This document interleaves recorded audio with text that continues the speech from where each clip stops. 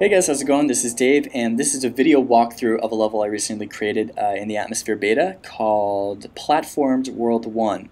And the idea behind this walkthrough is to show you, for players, if you're playing this level, this will show you how to get past all the different puzzles and hazards and stuff like that. And for designers, maybe this will give you a few ideas to implement in your own creations and your own levels.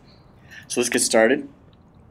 And the idea behind this level is an interior cave level, and there's a big sense of distance and scale here. You see the path down below in the trees. I'm going to go jump down there and check out what's down here.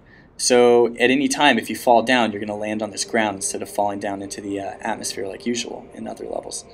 And there's a secret cave you can find. There's torches in front of it and all these jewels and time power-ups. So if you do end up falling down, you don't feel as bad because there's a secret and there's some good stuff down here. So got to avoid the spike traps coming up and down. And I'm going to follow the path back to a ladder. So I made the path sort of lead the player as to where to go, and use just the sandcastle block on top of the wood block. Now you'll see there's sort of this, wall all around Cameron, and the way I did that was I just made sort of a circle and then copied and pasted that layer about 50 times, 50 floors, to make this interior environment for this level, and then built inside of it.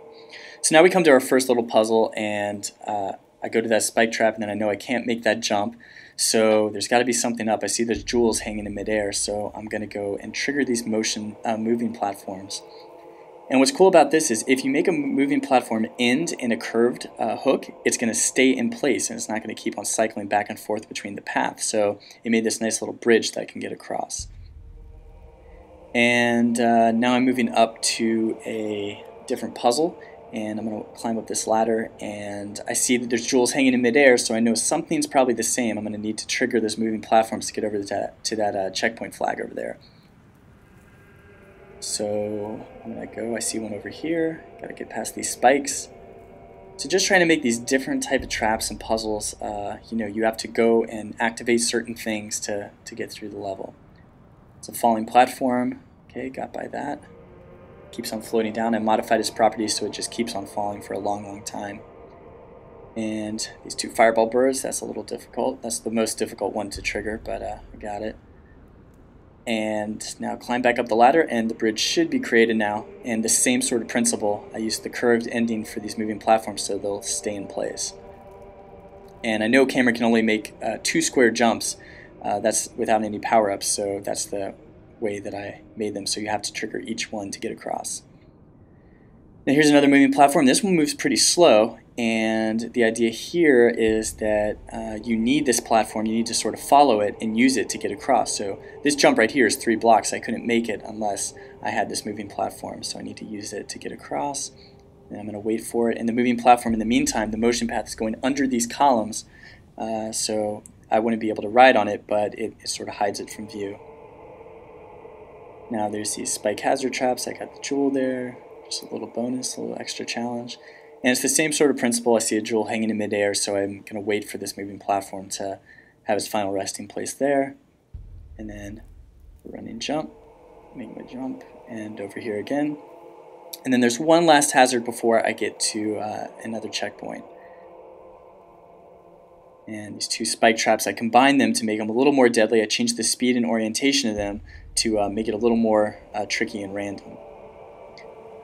Alright, so I've gotten to another checkpoint flag, and then this part is I'm going to trigger these moving platforms, and then they're going to go very, very slowly. And that makes the hazards a little bit more deadly because, I sort of have this moving ground below me, and I have to think faster. I'm going to get pushed off the edge or get hit by these different traps. So we've tried to add as many different traps as possible. These spikes that are in the middle of the road, the fireball birds, the spike traps, and then the columns that'll push you off if you were just staying in front of them.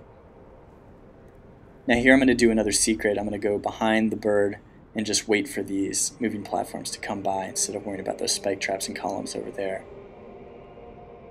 Now they're going to change their orientation a little bit because the one had to do the outside turn, and so they're not going to be a square like they were before. And so you can always see the things below and above you if you look around, and you know, again, seeing where you've been and then where you still need to go from there. Climb up this spike trap here, hang on the edge, wait for that spike. Again, combining different hazards leads to some of the more creative challenges. It's you know, if you just have one hazard, it's a little bit easier to get around than combining different hazards and putting them together. It makes for a little bit more challenge. Now I'm going to climb up this ladder, and I finally see daylight there in the distance, so I know something's up. But again, it's the same sort of thing. I've got a checkpoint here. In case I die, I can start back here.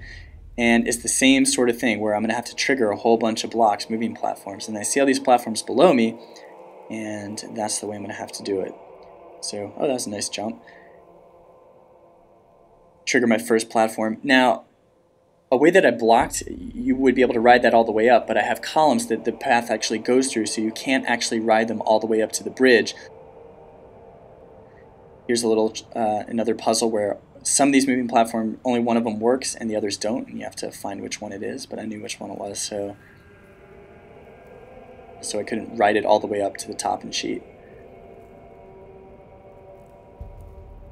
And I ran into a bug here where I'm stuck between a rock and a fire, a torch, and that's not good. Okay, I got out. Here's another one hidden behind these rocks back here. So I wanted to basically make, I think you need 7 moving platforms in total to make it across the bridge, and that's what happens if you stand on a moving platform for too long and hit the column. But I wanted to make all these different types of challenges, so each one is a little bit different to trigger each moving platform. Here's one with these 3 birds coming at me. Got to trigger that and get away. And you actually don't need all 7 platforms to make it all the way across, but it's going to it just makes it easier to get across if you do that. And all of them are different places where you trigger them. Here's another one, the quicksand and spike traps, and then ceiling spike traps. I'm gonna wait on this. Go over top of it. So you can see each little segment is a little bit different and adds a little bit different challenge. And if I died here, I'd start back up at the bridge at the checkpoint and be able to, you know, either make my way across or not.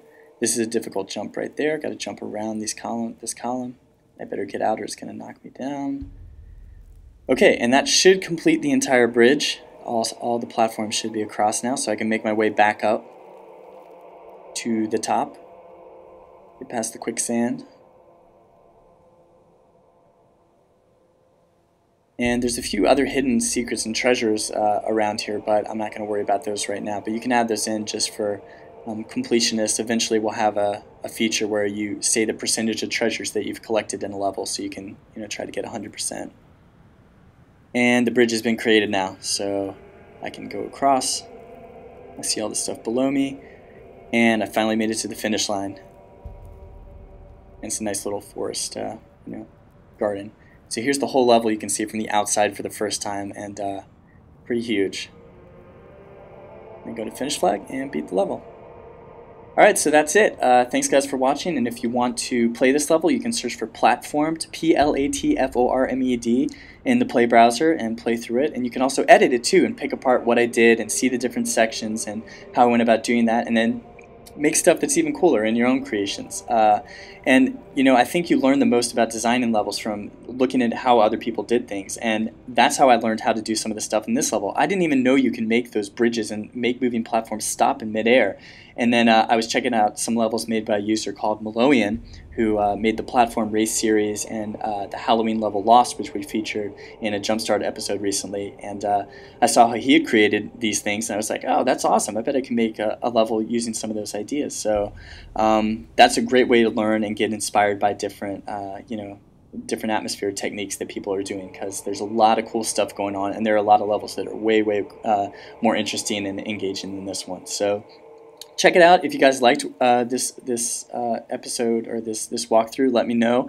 And you'll see there's a Platformed World 2, which expands on a lot of these ideas and is a little bit bigger and crazier than this one. And if you would like me to do a walkthrough of that one, then let me know by putting a comment or sending me an email, and we'll take it from there. So thanks guys so much for watching, and have a great day.